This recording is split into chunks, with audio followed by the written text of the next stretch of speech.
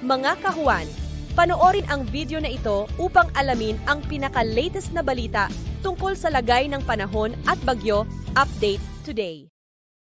Wala naman tayong minomonitor na anumang bagyo or low pressure area sa loob at labas ng ating Philippine Area of Responsibility. Pero meron tayong tatlong weather system na nakakapekto dito sa ating bansa sa ngayon.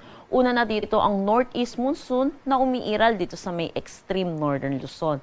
Sa ngayon po, bahagya po itong humina, kaya dito na lamang po ito nakakaapekto. At inaasahan naman po natin sa mga susunod na araw, magkakaroon po muli tayo ng bugso nitong northeast monsoon or amihan. Pero hindi po natin inaasahan na magiging kasing lamig pa rin ang ating mararamdaman, kagaya po ng mga nakaraang araw. Samantala, yung easterlies or yung mainit at malinsangan na hangin na nagagaling sa dagat Pasipiko ang patuloy na umiiral dito sa malaking bahagi ng ating bansa.